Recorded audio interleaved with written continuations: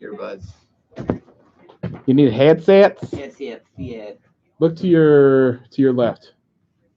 No, to your right, sorry. Okay. Well, this camera setup is weird. Hello, good people. Are we up? Yeah, we're up. Cool.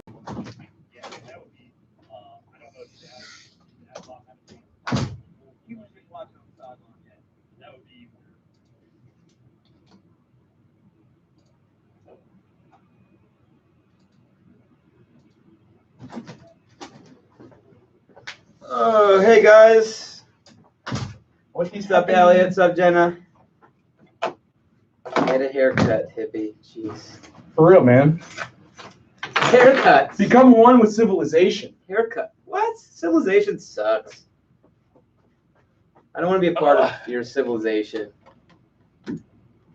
Sorry, I know you guys can hear this. Steve, I hope you're feeling okay, man. Get some rest. By the way, no one welcomed me back. Like, the hell. No one should. No one welcomed me back. Good job, everyone, not welcoming Eric back. That's not cool, bros and ladies. So the reason we're going on a little late is there was a high school football show going on before us. So. Shut it, Eric. Screw you, kid.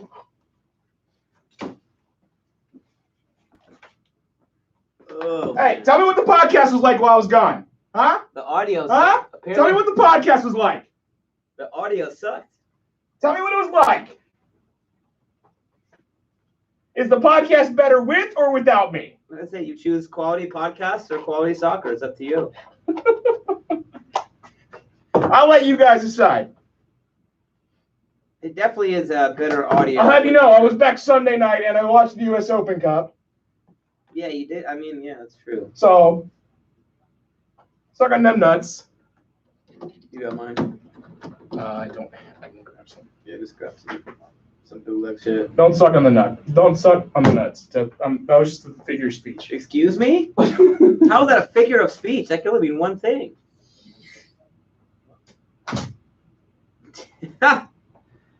I don't know if we're going to get into the D-Led stuff too much. I mean, that was pretty ridiculous what he tweeted, but I don't think... Jenna, why do you say wow every 20 seconds? Like, it makes me feel very self-conscious, like I've done something ridiculous or like... Which is fine. Well, hanging for... All right. Oh, no. Sorry, hold on, guys.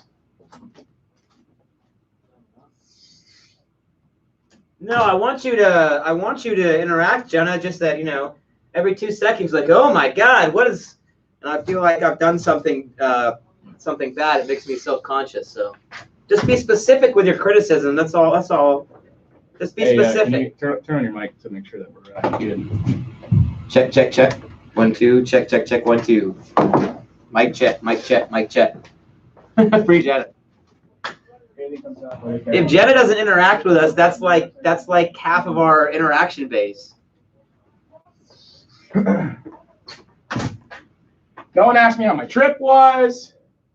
I need a. No one said welcome back. The hate is real. I see that now. The hate is real. I said welcome back. No, Jenna, don't leave. That'll leave us with no. It'll just be like Steve and we need the whole crew.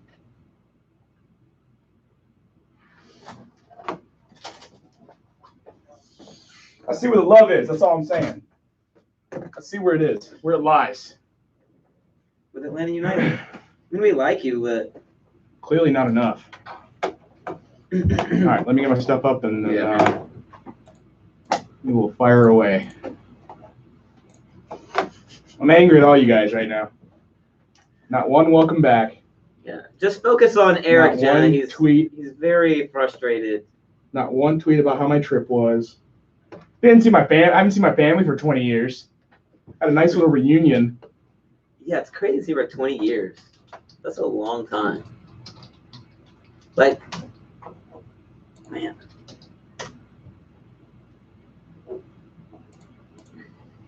It was cold. It was cold? The weather is the exact opposite. Oh, it's reversed, right? The seasons are reversed. Yeah, and when you think about their winter, it's exactly what Georgia winter is, minus the snow. Mm-hmm. But the temperature is exactly the same. And so they're in the dead of winter, and there's no heating in the houses. What's up, Chris? Outside of, like, gas or propane or electric, what are they called, furnaces or whatever? Yeah. Wow. So. It's a good experience. All right. Are we ready to roll? All right. Let me get the YouTubes up so I can follow along with all you buttheads. Good people, buttheads. Eric's in a bad mood again. I think he's gonna start screaming. I knew people didn't like me because they thought I was the curse. Like, that was clear. But to not wish me a good trip, to not welcome me back. Now it's real, you know. Now it hurts the heart. Let me turn my that you were that's me. classic. Oh yeah. Technical difficulties. That won't. He's been back like 5 minutes and he's already screwing everything up. All right, let's do are this. you ready? Yeah. No alfajores for all of you. Sounds good though. Boom. I'll keep it like this so that. All right. I have no idea where we're going first, so we're just gonna roll with it. Yeah. What's up, Atlanta? This is the MOTS of the South podcast, brought to you by Dirty South Soccer and the Palatial 680 The Fan Studios. I am Eric Quintana. Across from me, Josh Bagriansky, Sam Franco, Flat Tire. So couldn't make it tonight. Nonetheless, we're bringing you a Thursday night podcast because we love you, and I'm back. Well, what are you doing here, Eric? The trip didn't have an end date. You guys knew that the trip had an end date. I just feel like for you to come back for things to suddenly start going well for Atlanta United when you leave, and just to selfishly come back. Selfishly. When you seem to be having a pretty good time. Selfishly. I mean, it looked like you were dining on some wonderful fine meat. Meanwhile, we're waiting in line to get Popeye's chicken sandwiches here. I would like to discuss the man meat that I did eat. I mean, it looked amazing. The food looked incredible, delicious. Man. We'll just lay it on. So, okay, they have these restaurants that, you know what an asado is, right? Mm-hmm. Okay.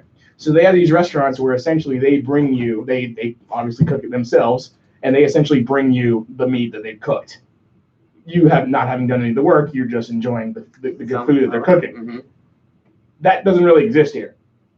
And I thought, holy moly, if you look at my Instagram, Eric321, AIRIK321, you can see the pictures from like it's unfair to call it a bowl, but that's essentially what it's like, a gourd. So is it like, is even a gourd? Like what's like a more fancier version of a bowl? Like that's bigger.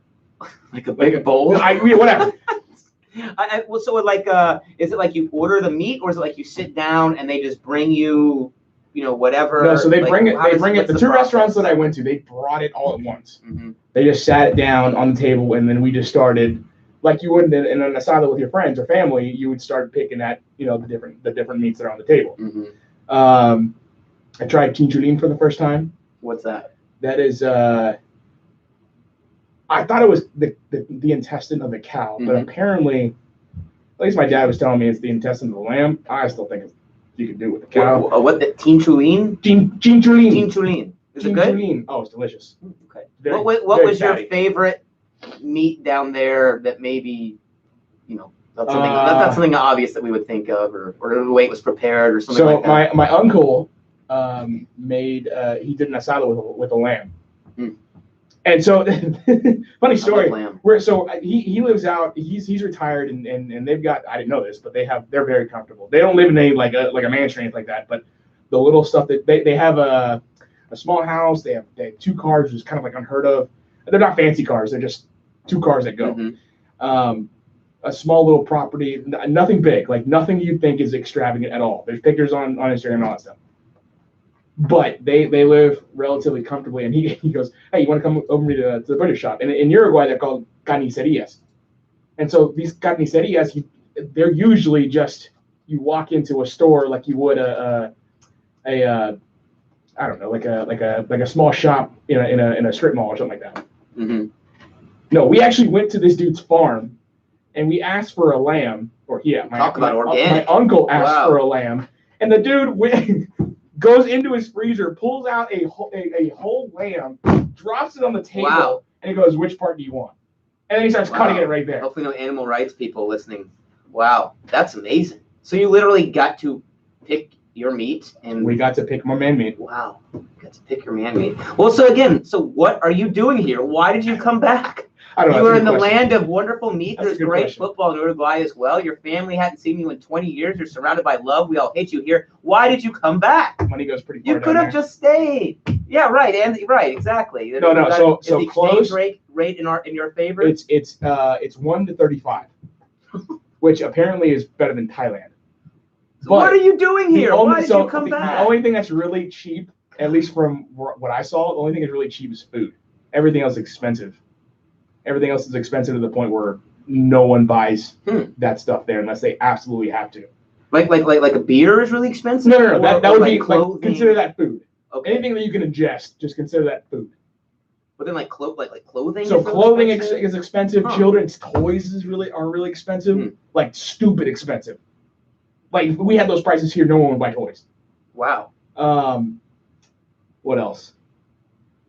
Is the dentist really expensive just based on what Luis Suarez teeth look like? Apparently, all the medical care, all I don't know. No, they have like really affordable health care. They have free health care, free college, free. The thing is, there's no jobs. That's what they were telling me. Classic. Yeah. It takes 6 months to be a journalist over there. It's only 6 months. But good luck finding a job. Well, you can just make up whatever you want, right? We can. PT Martinez unhappy again. Oh, that's more of an Argentina rumor. So. Well, I don't want to get too much into Uruguayan politics, but if you have a second, look up. I can't remember the name of the president or prime minister. Is like fascinating. Like used to be like a farmer or something. For Uruguay? Yeah. I forget the name too, but it's like a fascinating dude. Donates like all of his salary to I don't even know what. Yeah, it's pretty crazy. Yeah, lives on a farm. Very seriously. Yeah, like really really cool. Like but I'm glad you had fun. I don't know why you're back. But look, can I tell you? In Uruguay, I did everything I could to watch Campeones Cup, which we won. What was what were you able to get at Lenny? Did it have to be a stream on the internet? Campeones Cup, yes. Campeones Cup, yes. Uh-huh. The Orlando City match, I couldn't watch it because it was my last night there, and I kind of had. I remember that. Yeah. Mm-hmm. I didn't have a chance to sit down and actually watch it, but they did have it on TV. They had obviously ESPN down there, and they were showing ESPN or MLS matches. They show MLS matches pretty regularly, which I thought was pretty cool.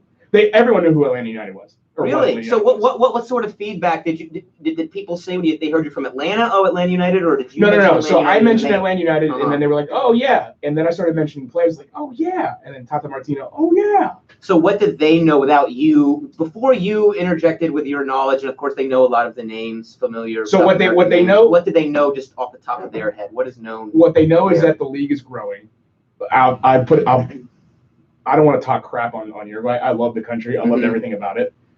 But their soccer would be easily second division soccer here. Outside of like Peñarol de Nacional. Mm-hmm. Right.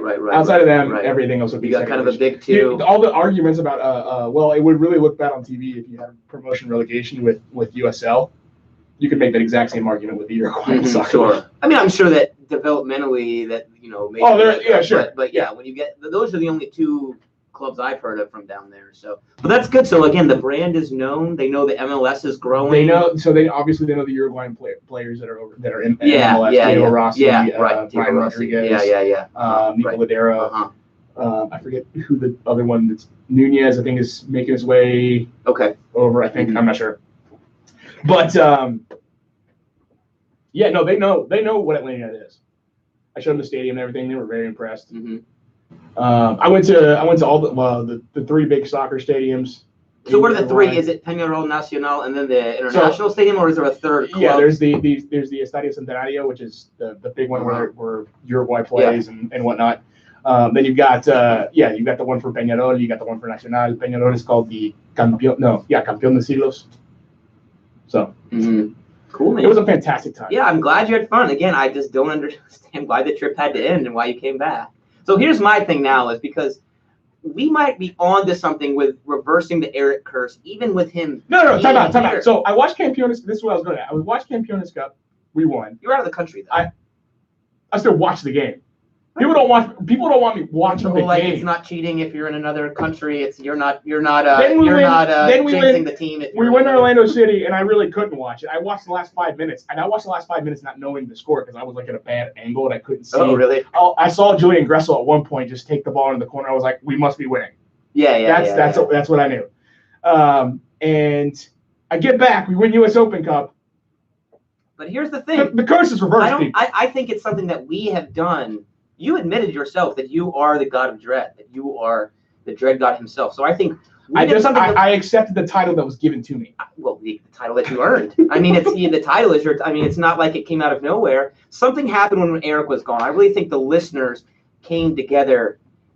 So before the match, the Minnesota match, the Open Cup match, and we're right about to actually talk about soccer, I promise. One of our listeners came up to me named Justin. And shout out to Justin, came up, real nice guy, said he enjoyed the show. As he's walking away, he turns around. He said, "Oh, wait a second, is Eric back?" I said, "Yeah, he's here. He's back, And he's like, "Oh God, oh no." And I just think that knowledge of you being responsible and us putting our heads together and showing the community as listeners and just identifying the problem is coming from Eric. I think that has reversed some of your curse, and you're really gonna have to work hard to get it back. Because if you are a dread god, I am something. I don't want it back. It's yours. It's yours, my man. Changing my Twitter name to no longer the dread god. Well, yeah, but I mean, so I think that we might have overcome the dread god, and I'm much less afraid of the dread god now that we've been able to overcome Eric, the dread god. Mark this the moment where all goes to hell for Atlanta United. It might be. No, don't blame me. Your confidence is going to send this all away. I just think we're on to something, y'all. I really do. So let's keep putting our heads together. Come up, talk to me, talk to Eric, talk to Sam if you see him. And I just think the community, it's the togetherness of us banding together against Eric is really going a long way towards saving our club. And that means we get good audio quality on the podcast. Because as you saw last week, Sam and I have absolutely no idea what we're doing. So I think that we found a way to get good audio quality with Eric involved. Well, we've always done that. And also, we've always done that. And also on top of that, maybe we can actually get some positive results. So shout out to Justin. You saved the day. You reversed the bad juju of Eric. And I think that we can keep this boat rolling, man. I think that we can keep you. Vamos, muchachos. We'll see. Although you weren't physically in the building, I understand. Yeah, I wasn't. So I had some personal stuff going on, and so I couldn't make it to the game, unfortunately. So maybe that had something to do with the great success that Atlanta United had in the U.S. Open Cup final. Yeah, we don't know that for sure. Eric was not actually in the building. You've got that going for you, people. We'll see. I think the next month is going to be critical with respect to Eric destroying or not destroying our club. After this hiatus, I'll go to the first match, we'll lose, and then it'll be like, oh, he was at the game. This is a sign. I didn't want us to lose, but it would have been so funny if we did. It would have been so funny, especially. Oh my gosh, I was thinking about the ways. So let's talk about U.S. Open Cup. Yeah. Let's talk about. It's a fantastic Atlanta United wins. Fantastic Atlanta United wins a 2-1 win over Minnesota United. Another trophy in the trophy case for Darren Eales, for Frank DeBoer, for Atlanta United, and I think well deserved. I think they played their butts off. I think Pity Martinez is in the last few matches has really. And I think the reintroduction of Barco into the starting 11 has really opened up space for Pity Martinez in the middle to do what he's capable of doing. I think that Pity Martinez, to me, it's clear at least that without someone like a Barco, it could have even been an Almiron if he had stayed. Without someone that can kind of dominate the way that Barco, without someone that can dominate the middle of the field, he kind of gets lost. He kind of gets he gets defended too easily, and so with Barco reintroduced in the lineup, you give a guy like Pity Martinez a little more space to work with. You give defenders another threat to worry about, and I mean because you saw Pity Martinez was instrumental in both the goals. Yeah, obviously with the pass to LGP, which was a fantastic pass, threading the needle like that between two defenders, and then obviously getting the goal for the second one. The last few weeks, he's really changed my mind, my overall perception of who he is as a soccer player. I'm just hoping it continues. Not just that, I'm really happy to see the level of effort that he's putting in when he's not on the ball. Yeah. Defending, trying to add pressure on a back line. It's like Barco got reintroduced in this lineup, and it's like, all right, well, I guess this is what I should be doing, and it started mimicking the things that Barco did. Mm-hmm. Or someone got into Pitty's ear, which maybe a little bit of both, or maybe just Barco just leading by example and Pitty's just following suit. Yeah, so I'm very happy with where the team's at now. I'm glad this is happening now, because this is how you want a team like Atlanta United to play to finish up the season heading into the playoffs. You want them playing their best soccer heading into the last stretches of the season, heading into the playoffs, so that they can hopefully ride that momentum into a good run into fingers crossed, hopefully a second MLS Cup appearance. Yeah, I think that particularly when you look at P.T. Martinez, I think a big part about the way he looks, and by the way, it just came out today, and we're going to preview Philadelphia later, but Ezequiel Barco is expected, son of a gun, from some of what's been reported today, to be out against the Philadelphia Union this weekend. Although I'd imagine it's a. Did I do this? Yeah. Was this me? Did I do this? Wow. So 10 seconds back into the to be fair, into the studio, and this is me. The reports were from 4 or 5 hours ago, but I'm going to stick with Eric literally just injured Ezequiel Barco as we were on the air. And he's had some nagging stuff. I'd imagine it's nothing too serious. But I think another big thing with P.T. Martinez, because we've talked a lot about how Barco's return has kind of set the table for him to do what he does in more dangerous areas already. Yeah. So he's not receiving the ball deeper. He's only having to dribble one guy, for instance, and get him behind instead of 2, 3, 4. But the other part is, a lot of people talk about Frank de Boer's tactics slightly changing. He's a very good player in the press. I think he had 3 tackles in the final against Minnesota, which is great for an attacking player like that. And I think one of the things that is making it look like he's a more energetic player, he's more involved than he was before, aside from his normal adaptation and all that to the league, is with the high press now, you're seeing how effective he is tackling the ball and getting forward and taking the ball off opponents, or even coming back and recovering. And I think that now that you're seeing Atlanta United, and it's not all-out press like it was last year, but now that you're seeing a more, and we've talked about this a lot, a little bit more vertical, a little more fast tempo, a little more aggressive, you're seeing P.T. Martinez kind of get into his comfort zone a little bit. And a big part for me is, like I said, the defensive side of the ball. I mean, I've seen a completely new P.T. Martinez in the last 6 weeks or so of putting in challenges, tackles, forcing early passes out of the back, really, really good in the high press. And that's something that wasn't there early on in the season. So I think maybe part of that's tactical. Part of it might be Barco, like you said, Eric. Part of it might be just his regular adaptation to the league. And he does look a little fitter than he did a couple months ago. But certainly he's being asked to do things that are more his comfort zone. So it's no coincidence that he's looking better to the naked eye. Yeah, I'm very impressed. I was very excited to see him do so well in a big moment like that.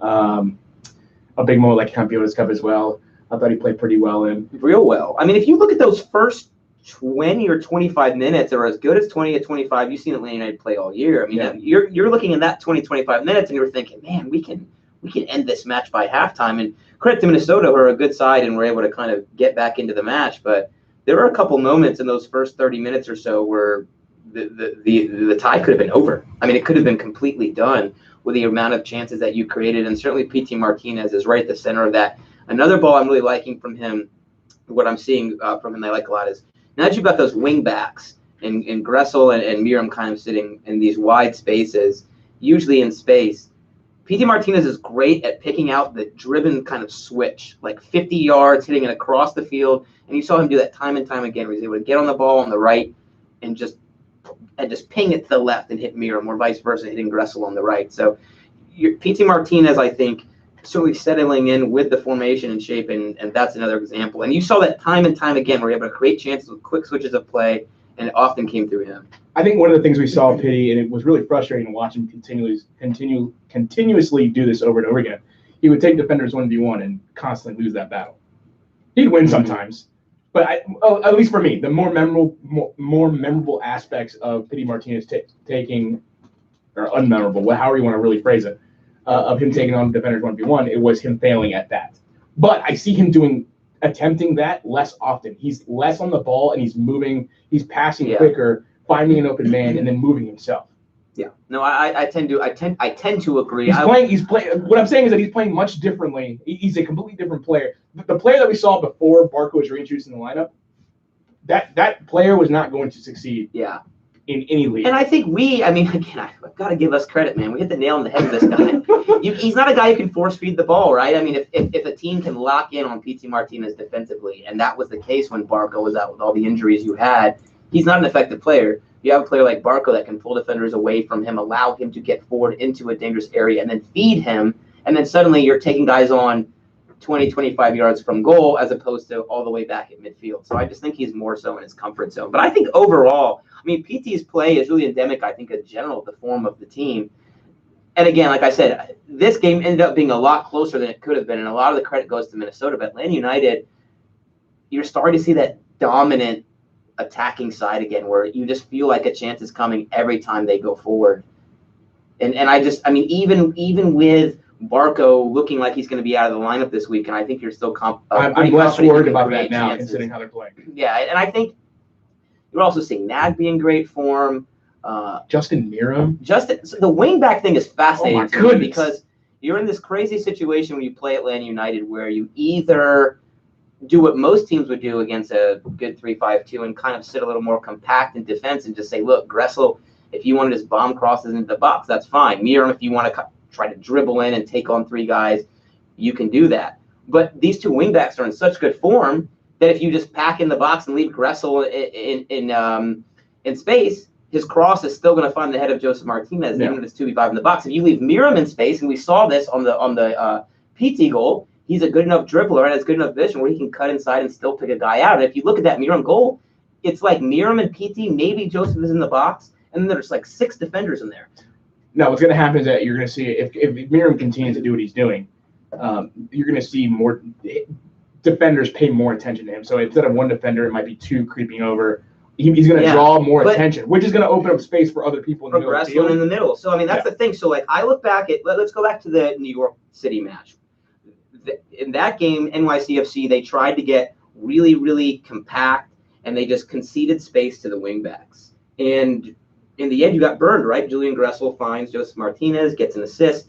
And then in this match, I thought Minnesota you saw Gressel was not on the ball as much as he has been in the past.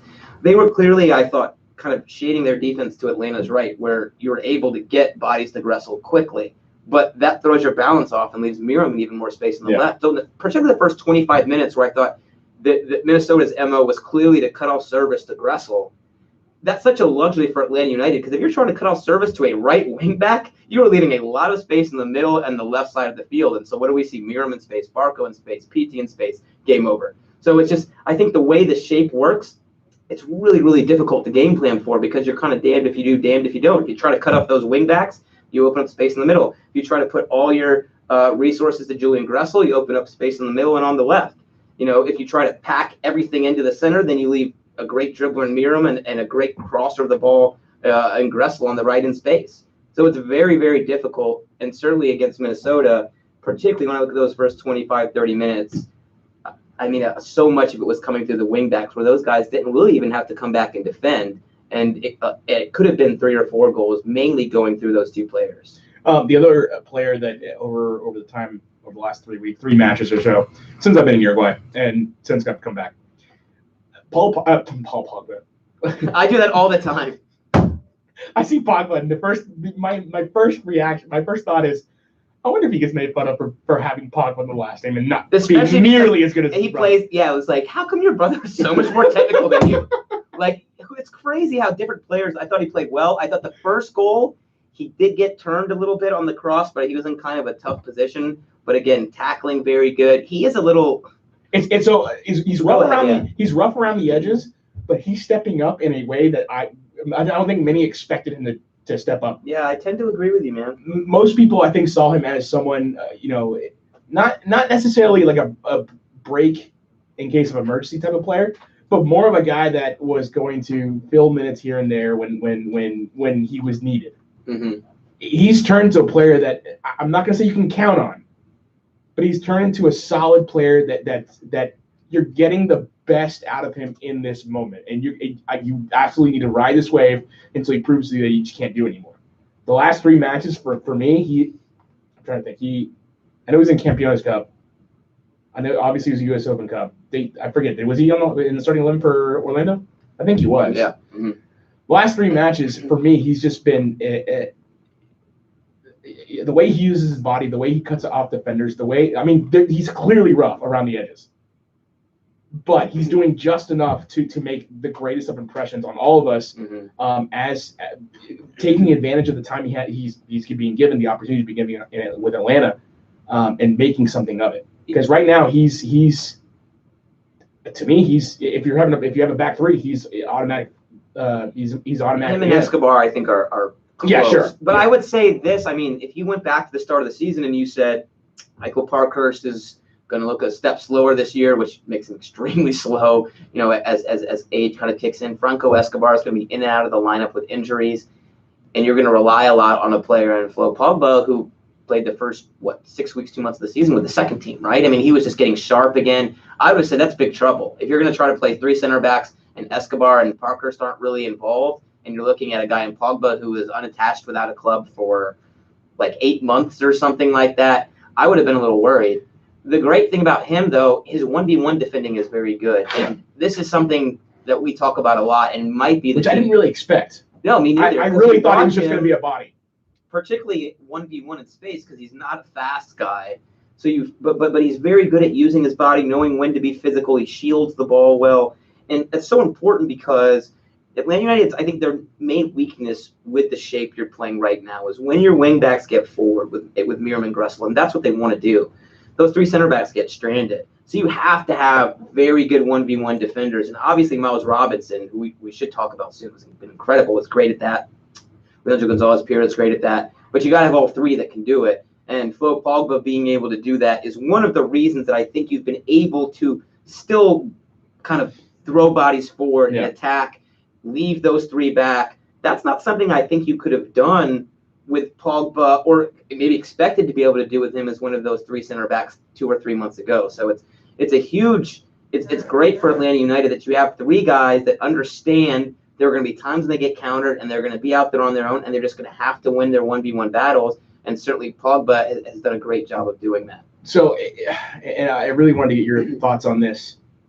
If I assume that Frank de Boer is going to continue the formation and the tactics, which would mean a back 3, essentially. Mm-hmm.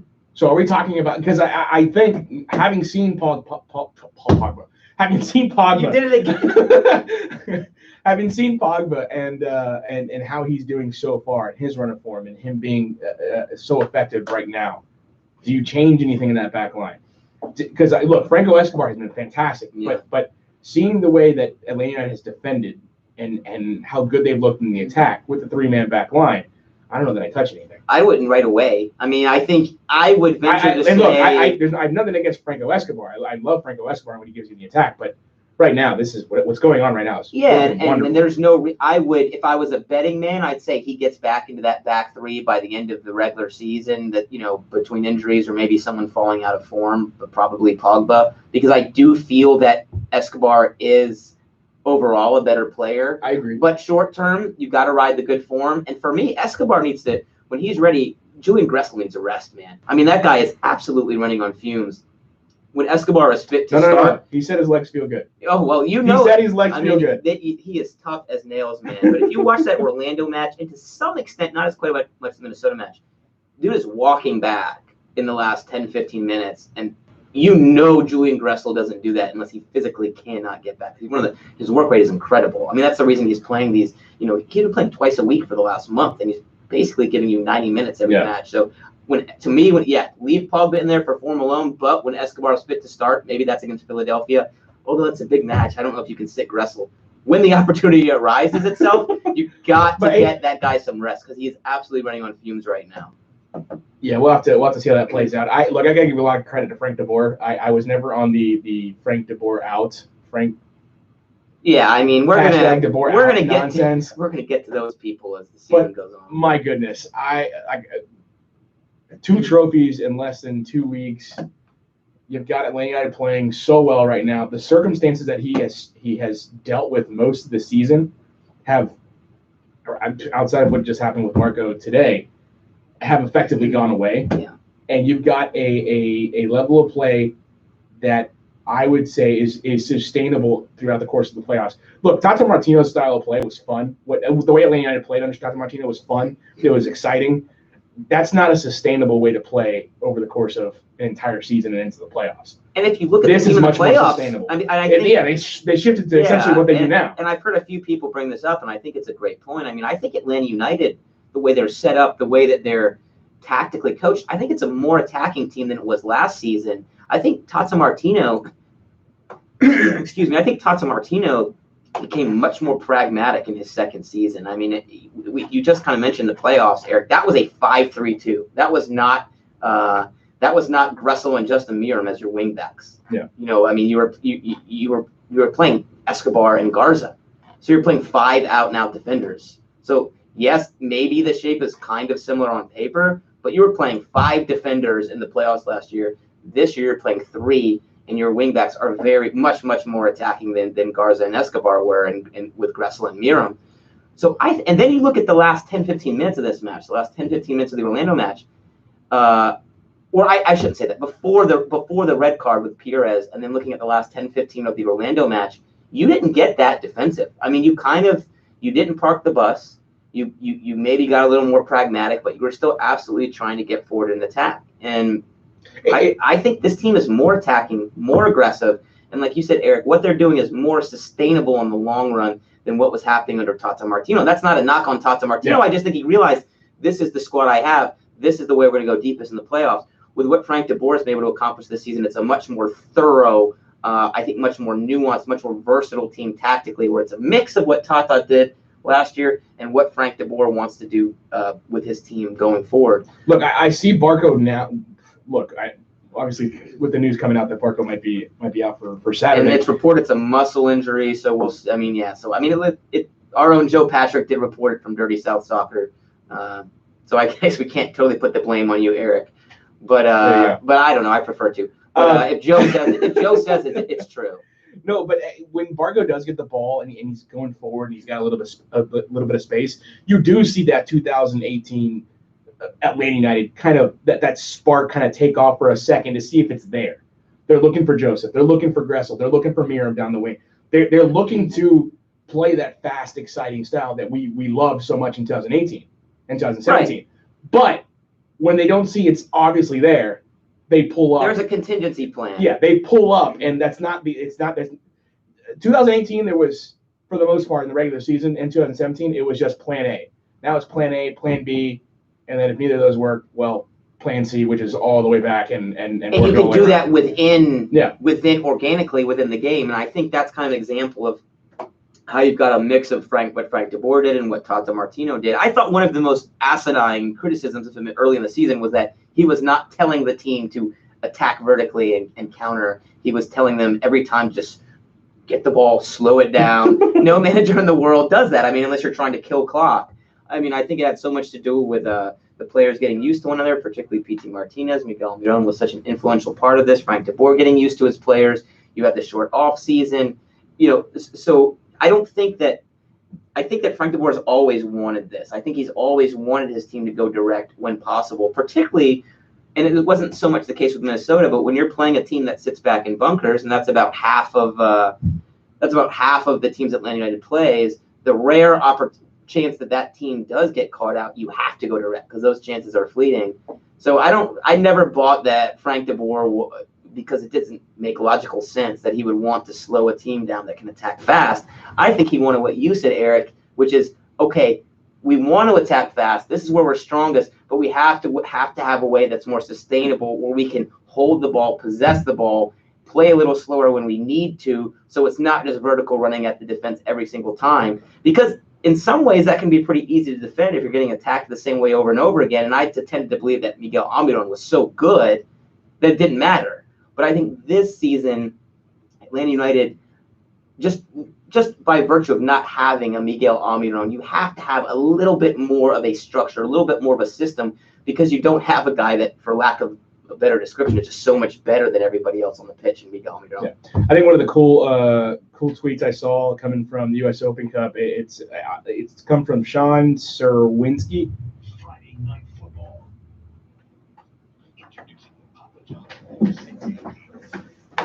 Sorry, hold on.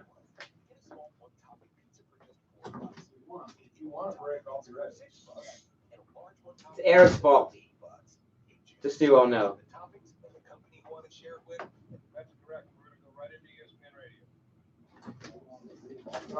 Good. Yeah, we're going to go right into the ESPN. Sorry, technical difficulties. What was I saying? All right, go on. What were we talking about? Oh my God. I got distracted by a commercial from the radio station. So I remember what I was saying. So if you look at the second goal and look, if you're not a soccer enthusiast, if you're new to the sport and you fell in love with Atlanta United in 2017, 2018, and are used to seeing that run and gun style of play, you might not appreciate this as well as you should. But go look at the second goal, the build-up. There's a tweet out there by Sean Zerwinski at Zerwinski, Zerwinski. It's on my timeline as well. But he does it's a full minute of build-up. Yeah. It's 19 passes. And it's one of the better team goals I've seen from Atlanta United. I mean, this is exactly the way that this is the sustainable way to play. This is the way that you, without someone like Almiron, find ways to just dominate your opponent. This is how you dominate possession. This is how you dominate passing. This is how you dominate everything, every aspect of the game by playing like this, by involving everyone in the build-up, by having multiple ways of scoring on opponents. They can still do what they did in 2017, 2018. But again, there's plan A and there's plan B, and if they need to, there's plan C as well. Yeah, and if you look at that first goal, I mean, Pires is the one getting forward and putting the ball into the box, which results in the own goal. That is extremely aggressive. That is not negative passing where everyone holds the shape. You're talking about your right center back getting forward and overlapping all the way to the end line.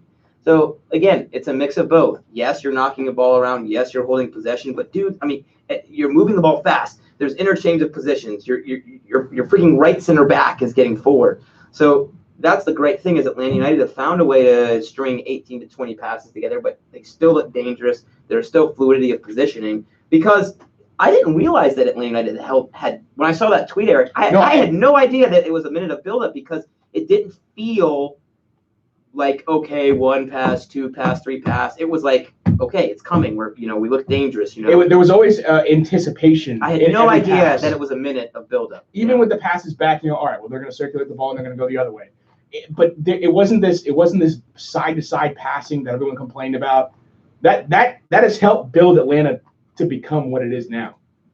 The side-to-side passing is a consequence of how you're defended, not a product of the way you want to play.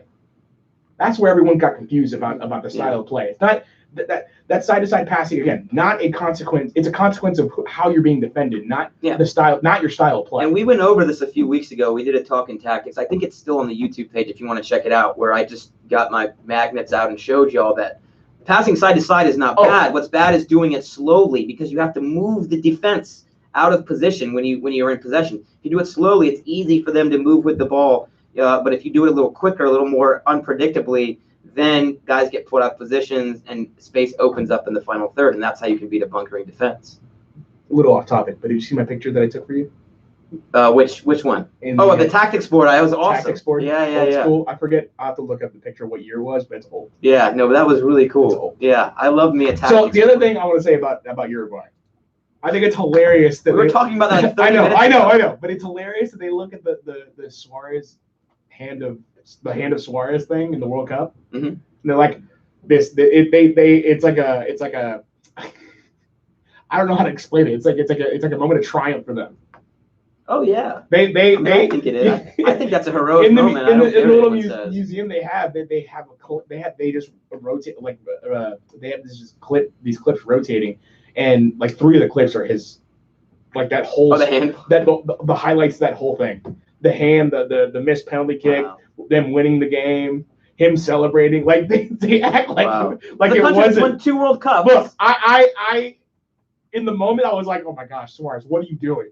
That is the. That was But brilliant. at the same time, I'm sitting there. I'm like, yes, I'm so glad they missed. Yeah, This I mean, is it's brilliant. He sacrificed for the team. He sacrificed. Yeah, I mean, I love. It's just funny that everyone looks at him and is like, what a d-bag. Yeah, well, for that move. I wish that d-bag was on my team. I'll just leave it at that. But so I wanted to mention also the Perez, because I know we're going to move on to Philadelphia. I think we've covered this game pretty well. I would say, what did you think of the double yellow on Perez? So I did not get a chance to see the first one. I missed that one. The second one, I was like, why would you do that? Why would Perez do that? Yeah. Yeah. I mean, I think that it's not like he got caught out that far out of position where he needed to do that. He still had him in front of him. He had to turn. He was going to get beat, but he had enough time and space in front of him to goal to recover. Yeah. On top of that, you've got Miles Robinson, who's the fastest man alive. Absolutely. And is going to be able to cut him off. Like, it's not like it's going to specifically lead to a chance on goal. Sure, you messed up, obviously, because he fouled him the way he did. He knew he messed up, but it wasn't the end of the world. That's why I was like, "What are you doing?" Yeah. Look, here's the other thing I want to talk about: the quote unquote foul that wasn't called on Joseph Martinez. I didn't think that was a foul. Me neither. Yeah, I didn't think because I saw it as Joseph running into Opara. Yeah, and I thought the elbow. I understand he raised the elbow a little bit, but I thought that was after Joseph had already knocked himself off of Opara's body. You could have definitely called the elbow, but I don't. It wasn't a possible red card. It wasn't quite a dog-so situation, and the elbow wasn't like a violent conduct thing. It truly was Joseph running into Opara. You could have come back. You couldn't come back and review that portion of the foul because there wasn't a possible red card. The contact itself, and I think this is important, Opara had just as much right to that ball as Joseph. Exactly. So when Joseph runs into him, I thought Alan Chapman made the right call there, not to look in the moment. I'm with all of you guys. Oh, I was going crazy. I'm with all of you guys. I was ready for the free kick right outside the box. I was ready for that moment for Atlanta United, but when I went back and when I saw the first replay, I was like, that's a good call. Same. And then I got a huge argument with the people sitting with me. That always happens. They're like, get out of here, man. But yeah, I thought he had just as much right. And look, I didn't want it to be a good call. I really didn't. I wanted him to suck at his job right then and there. Yeah. But I watched the replay and I was like, There were a lot of big calls. I actually thought Alan Chapman handled the match pretty well. I mean, you saw him show some yellows in the first half for persistent infringement. I did think the last 20 or 25 minutes, it became a little difficult for him. But the Perez one, I would have. I mean, yes. I mean, you should not have a handful of jersey if you're on a yellow. I mean, simple as that. Especially like you said, Eric, it was like 60 yards from goal. It's not like you needed to do that. But and again, I base this on nothing. I feel like in a final or that type of match, particularly when a player is just taking a yellow, that you don't show a yellow there. You give a final warning. You let him off the hook because you don't want to become the center of attention. Because I think, like you said, Eric, I don't think it had a huge impact on the play itself. It was so far away from goal. I felt I would have liked to see, and again, you can't complain about it because it's on Perez for doing that. Yeah. You should know better. But it's we can agree it's the right call. Technically, it's the right call. Yeah. I would have liked to see in that situation, in that context, a little more restraint from the referee, and I feel like we usually see it in those types of scenarios when you see them happen internationally. But on top of that, what bothers you is that then you look at the Osvaldo Alonso, who should have been gotten his second yellow. So it's like, and maybe and he called a foul. So I'm wondering, if you're going to go letter of the law on a shirt tug, then you got to do it with a hard challenge as well. So I think that's the point where you're a little aggrieved if you're Atlanta United is, if you're going to send off Perez for this, you got to be consistent and send off a guy for what was, to me, a much more egregious foul. Yeah, I don't disagree with you. I thought Chapman was okay for most of the game. Because look, in the moment as a fan, I'm sitting there thinking, wow, this guy sucks. After the Joseph Boo, every referee I was ready to push throw every him off the bridge. Yeah. Again, you take a step back and you take the fandom out of it, and I thought he did.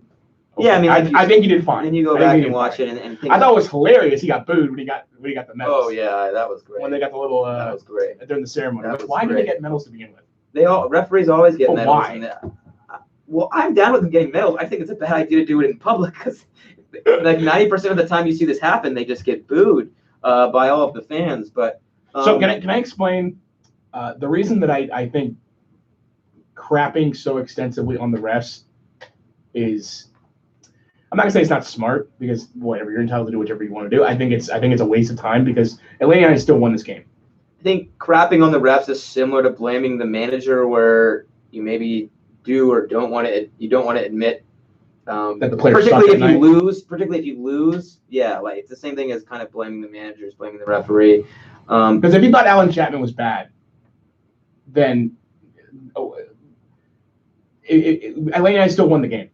Yeah, I mean, so it didn't affect the game that enough to where Atlanta United was defeated. And the way it did impact the game, I think, in terms of the flow, was actually encouraging to me, because you saw right after that happened, DeBoer gets Laurentowicz in there, and you just park the bus. And we talked about how Atlanta United don't typically do that when they're holding on to the lead. But again, it's a cup final. You go down a man, and you saw Atlanta United able to, and we talked about, this is not a situation they're going to be in much, because they like to keep attacking and go and extend the lead. But we did see they're capable of sitting back and defending. So that I think, if you go from the beginning of the match to the end, first 20, 25 minutes, you're dominant. You're playing some of the best soccer you've played all year. You score a couple goals, but you're also able to finish that match with your backs up against the wall, down a man, packing it in the back. So that's a great thing, that you're able to flip that switch within a match from dominant attacking football to defensive sitting back to close it out. And that's how great teams get results. All right, so coming up on Saturday for Atlanta United, it's a big one. They got to turn it around. This is for the top spot in the East. Philadelphia Union, Atlanta United traveling to Chester, Pennsylvania. Beautiful Chester, Pennsylvania. Have you been there? I hear stories. I've not been there. I know you've been there for a match, right? Look, inside the stadium, the scenery around it, you see the bridge, you see the water. It's really nice. There's nothing around that stadium. It's Chester. There's nothing around that stadium. How far from Philadelphia is the stadium? I want to say, I would be guessing, but maybe 45 minutes to an hour. Oh, so it's way outside. Oh, I know that when I went there, we were outside of Philadelphia by a good bit, and it was like a 30-minute drive to Chester. Like, I don't know. This says about 25 to 30 minutes never mind. Via I-95. I said 45. So that's crazy. Still a long way. Still a long way.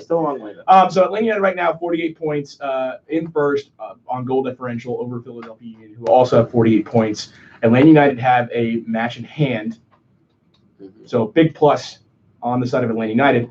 Obviously, Atlanta United want to come away with a win after this one. You got NYCFC, who, if they get a win, they jump over both teams. Technically, NYCFC control their destiny. Right. Should Atlanta United and Philadelphia draw, then NYCFC could jump both teams. Really, what I like about the situation Atlanta United's in right now is that it looks like getting into the playoffs, you can kind of write that ticket based on what I'm saying. Yeah, I mean, I think at this point you're well enough into the final stretch of the season. You've got enough points to where, look, you want to obviously be in the best position possible. You want to end first in the East. But considering how the year is gone, people were talking about not even making the playoffs, and so considering the situation, it seems as though postseason soccer is going to happen for Atlanta. How it'll happen, we don't know. This match on Saturday, 7:30 in Philadelphia. Both teams missing pretty key players. Philadelphia Union missing Alejandro Bedoya, and Atlanta United obviously who took up Marco Bedoya. Do you see the yellow he took to get? Yeah. An idiot. Big dummy. Big dummy. I look. Philadelphia obviously is a much better team than they have been in the past. I think they still have the flaws. I think they've been very, from what I've seen so far, they've taken advantage of the opportunities that they've had. They've taken advantage of key moments in games. They've taken advantage of opponents that aren't maybe in the best run of form. And so that's how they've kind of progressed through the season. They've got great players, but they're nowhere near the quality of talent that Atlanta United is. Atlanta United is going to be the favorite, I think. I think especially when you look at their defense and how it matches up with Atlanta United's attack. I mean, you got a couple young center backs that you're starting. I do really rate Trusty, but again, he's a very young player that's going to have to sit back there and deal with Joseph Martinez.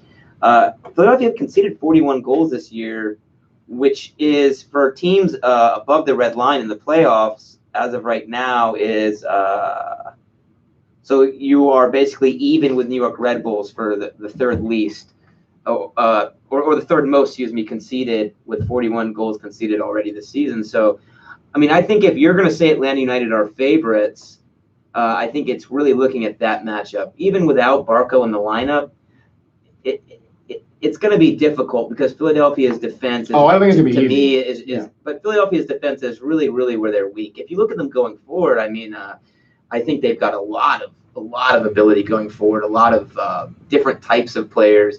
I mean, people want to talk about Marco Fabian, but to me, Ramiro Montero has been fantastic this year. They have a pretty good striker, and I can never say the guy's name, like Prisbilko, whatever his name is, the number 9.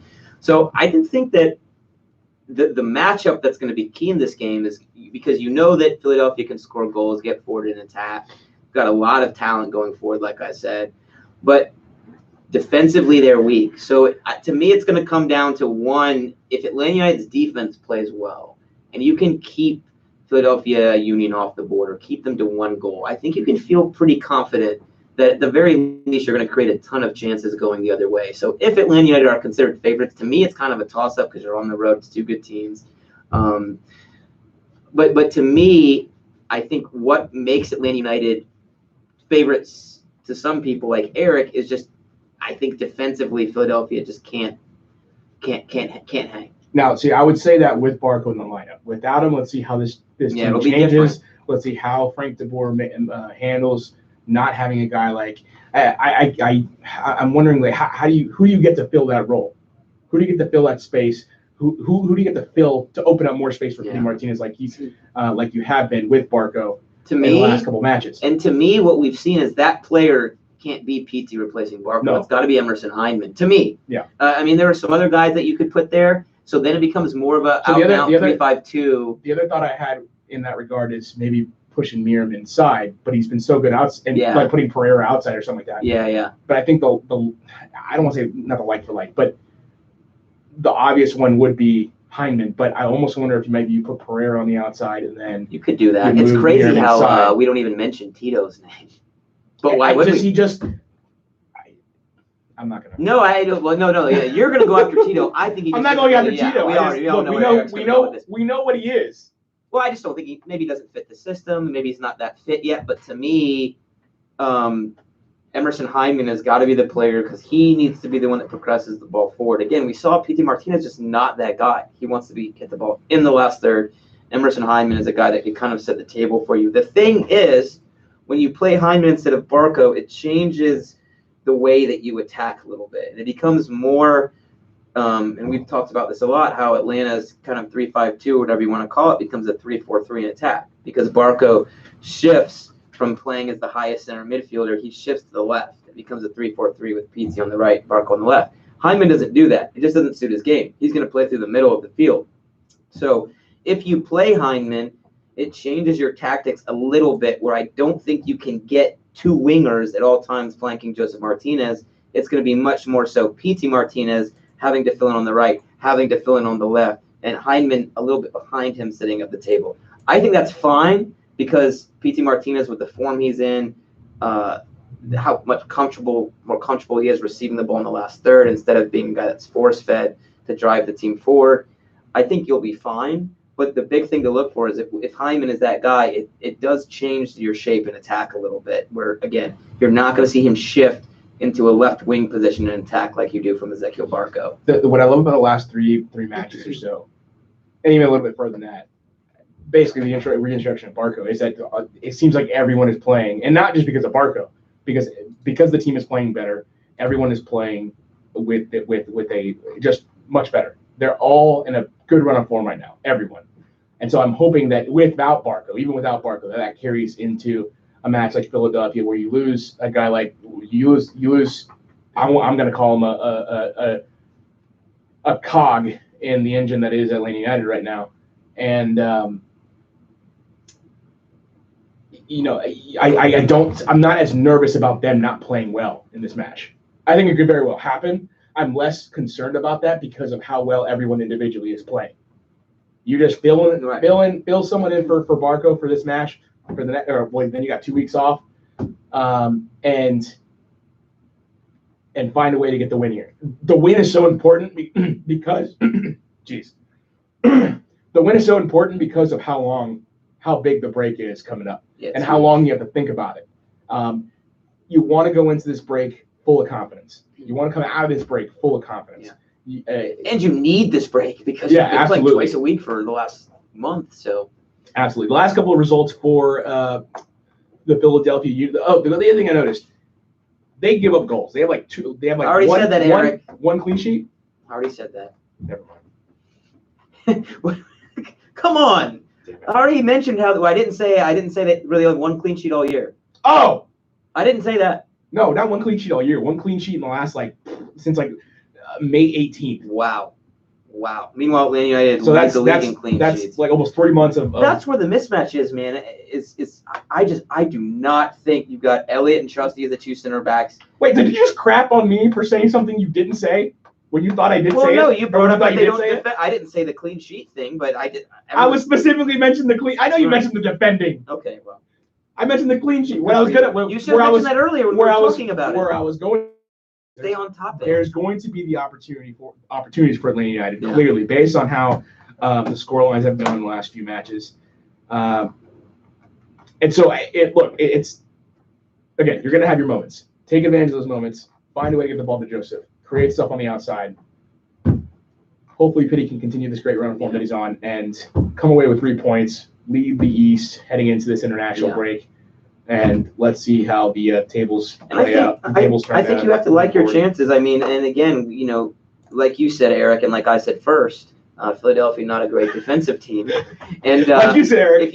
I said first. If you look at their defense, where the holes are is the fullbacks, the outside backs. I mean, I think Jack Elliott and Austin Trusty are good center backs. They're young. They've had all sorts of issues right and left back all year. So Julian Gressel, Justin Meram might have time to feast again. But I would be interested to hear what you think about this, Eric. How do you attack that back four then? Because without Barco, it limits the versatility and the unpredictability of kind of going at them. If it's Hyndman getting the attack started, it's going to have to be a little bit more structured. So I wonder if, because Philadelphia Union are more of a possession-based team, if Atlanta United does go to a kind of 2018 playoffs and play deeper and just look to hit Philadelphia on the counter and get those outside backs and center backs isolated and try to beat them 1v1 as opposed to trying to beat Philadelphia at their own game and get a hold of the ball and possess. I think that it just depends on how Emerson Hyndman fills. That's it. I mean, if it's him, let's assume it's him then. I think it will be. I think that you have to assume that when he does get the ball in positions where he can run forward, that needs to be his first mindset. Yeah. Let's go forward. Yeah. Because what I loved about U.S. Open Cup is there were so many moments where Barco would get the ball, turn, and in unison, it was Meram, Gressel, Pitti, and Barco running up at the same time, playing off of each other, making runs off of each other, helping each other, including Joseph with his hold-up play bit. They were all in unison moving forward as a unit. And so that's what I want to continue seeing. And especially as a team that gives them goals like the Philadelphia Union, this is an opportunity to continue that sort of that mentality. Mm-hmm. So if Emerson Hyndman is the answer for Frank DeVoor for Barco, then that mindset should continue to be the same. Yeah, and it'll be big for him because if you look at the area of the pitch he's going to be playing in, and you mentioned Bedoya being suspended for this match earlier, I think one of the strengths of the Union and one of the reasons that they've been able to have success despite not having the best back four is that Harris Medunjanin and Alejandro Bedoya sitting in front of them as your two holding midfielders are two very, very good MLS players. Now you're missing one of those two. So it's going to be probably a good deal easier for Hyndman to find that space and progress the team forward and get yourself into those dangerous areas. But again, how are you going to approach it? Are you going to tell the team to sit back and try to absorb pressure and then get forward and attack the back four when they're exposed? Or are you going to? And again, a lot of this will go through Hyndman. I mean, watch Hyndman when Atlanta wins the ball back. Is he going to try to do what Barco does and run forward with the ball, be super direct, or is he going to try to kind of just look for a pass to complete, and you'll decide how to progress with the attack after that pass is made? Because Hyndman's not a guy that's going to run at players and drive. I mean, Barco is. You can know Barco is running at you and you still can't defend him. The idea behind what I would like Hyndman to do is push first. And if it's not there, fine, pull back. What we saw with 2017, 2018 is it was just push. You lose the ball, we'll retract, we'll try it again. But with Barco, with Pity, it was push and then push plan A. If it's not there, fine, hold up and let's see what opens up elsewhere. So you say kind of I want that mentality business to stay as usual, but I would guess naturally it's going to be a little slower because it's Hyndman instead of Barco starting. But basically the same. What I'm nervous about is that there's going to be I don't really care about the complaints from the fans. Not to say I don't care about the fans, but I just don't care about the way you complain about things, because I think oftentimes you're wrong. Well, I think history speaks for itself. But not that we're right all the time. I too am wrong often, but it's.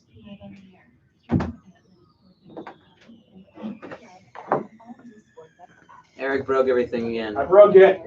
A Dickey broadcasting station, Atlanta's alternative sports station. Very good. All right, Eric fixed it. What was I saying? Hyndman. Hyndman. Something like Hyndman. Hyndman is fun to say. Hyndman. No, but I want that mindset to continue. I want him. What I'm nervous about. No, sorry. So don't care about the fans with how they think that Leon plays. Okay. I'm wrong all the time. Just FYI, I'm kind of tongue in cheek with this whole thing. But what I don't want to happen is that for that mindset to be completely turned off, and Hyndman gets the ball and it's immediately circulate the ball and look for only the structured way to get forward. I still want there to be a little bit of chaos going forward. I want them to be to take chances going into the final third with the type of passes that Pity played for LGP. I want you to try to find Joseph in those tight spaces. I want you to try to go to Miriam on the outside. I want Miriam to continue trying to take players 1v1. I want him to draw defenders, open up some stuff in the middle of the box, in the middle of the field. I want Gressel to continue doing what he's doing. I don't want that. And I don't think it would change even with Hyndman in there. But what Hyndman, I think, has the potential of doing is slowing down that mindset enough to where it's instead of a brisk jog compared to 2017, 2018, it's a slow walk. And that's why we see Hyndman subbed into matches, particularly when you're leading with 20 minutes left. Because that's exactly what you want to do. It's not because you want to play, because he's not a defensive midfielder. It's not because you want to pack it in and defend. It's because you want a guy who's a little more plays a little more simple. So you're less vulnerable to the bad turnovers in the middle of the field, things like that. That players like a PT and Barco are naturally going to have happen to them because they're players that want to dribble and take players on. So the Hyndman is, again, he's not a defensive version of Barco, and I think they have some very similar traits in terms of the way they pass the ball, in terms they want to pass forward, set players up in front of him. But he's just not a guy that's going to run at defenders, and that changes your tactical approach, I think drastically. But again, he's not a defensive player, and again, that's why we're seeing him sub into these matches later. He's just a guy that maybe you can possess the ball a little bit more with. You go back to that Philadelphia game early in the season, though, and it was one of those classic, I think he had like 70+% possession of the ball, yet the shots were even. Mm-hmm. So that's the spot you don't want to end back. I mean, I think the way you described it, Eric, was pretty good in that you want, Gressel getting into space, attacking through PT, finding Joseph in dangerous areas. You do not want to repeat, and I don't think Philadelphia are going to come out playing this way, but you don't want a repeat of, back in April, where it was kind of that quintessential example of the types of matches that we're getting Frank de Boer criticized earlier in the year. We had a lot of the ball, you weren't creating anything. March 17th, 1-1 draw. God, it seems so long ago. I know. Yeah, so. But those are like the first Yeah, that was right in the middle of the CCL run. Well, right after the CCL run. Yeah. That was And tough time. Atlanta United was But no one was like. That's why I'm so fascinated, right? I mean, Philadelphia are a possession-based team, but they came to Atlanta, and an Atlanta team that wasn't full strength at that point, and they really sat back and absorbed pressure and looked to counterattack, and still were able to create a good amount of chances. I just don't see them playing the same way at home. I see them trying to play their style a little bit more, get a hold of the ball, knock it around, and try to do the things that they're used to, as opposed to sitting back behind the ball like we did when they came to Mercedes-Benz. So, I mean, to me, there are a lot of moving parts tactically in this game, because Philadelphia are a team that like to possess, yet the last time they played Atlanta United, they flipped the script and sat back, and we saw them do that last season as well. Well, to be fair, they have so much more quality this year than last year, so it's easier for them to approach a game a little more aggressively. And then from Atlanta United's side, because you have such an advantage against the Philadelphia defense, it's almost like you don't want them to get behind the ball and get all those midfielders back to help, and where they can. You almost want to find a position where you're able to attack them at pace and counter, and that almost leads you into a much more defensive shape, where you try to get forward and counter, or maybe, like you said, Eric, a little bit of a mix of both that you saw against Minnesota. I just don't know that you can do that with Emerson Hyndman. I don't think you're as versatile attacking, where you can say, okay, we're going to counter, but when we can possess, we're going to possess. I think with Hyndman, it has to be more so one or the other. So I'm fascinated to see which style of play Frank de Boer leans towards this weekend. Atlanta's I feel like we've talked about everyone other than Darlington Nagbe. Amazing. And how well he's playing. I just wanted to bring him up just so that we didn't forget about him. We don't have to go into him long, because I feel like it's crazy we haven't mentioned him. I think Nagbe's form is pushing these other guys in front of him just as much as Barco is pushing PT's form. I think Nagbe is absolutely one of the reasons that all the players in front of him have had quite a resurgence. And we did find out recently he turned down some call-ups to the national team, so that answers that bizarre question of why on earth is he not playing there. Which, look, good for him. If the reasons are I have no reason to believe they aren't, but if the reasons are legit, then good for him. If that's what he wants to do, he doesn't have to play for the U.S. men's national. And he can still go there if he wants to, and he gets to play real soccer in Atlanta, so it's nice. But I was talking about this with Sam last on the radio show. There could be an aspect of, you know what, it's just not fun to play with the U.S. men's national team right now. No, it's just not to play fun with these guys in Atlanta, and exactly. I mean, I think the great thing about what Nagbe, and I think that this is a real kudos to the Atlanta front office, the way the team is built. For the first time, really, in his entire career, he is in the exact position that he wants to be in. He's asked to do the things he's good at and no more. And basically what that creates is the players in front of him playing better, but he doesn't have to get forward and get assists and score goals. Now he's just getting the ball, progressing it from the middle third into the last third.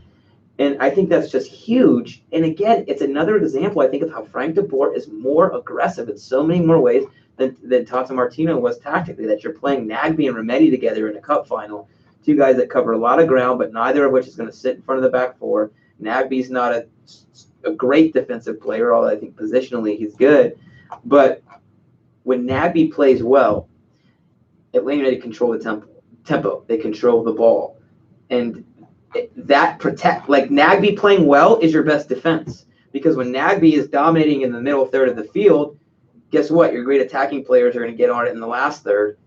When that happens, your defense isn't exposed because you're not getting attacked. You're not getting attacked because Nagbe is just dominant through the middle of the field. And it's amazing because he's able to do it by himself.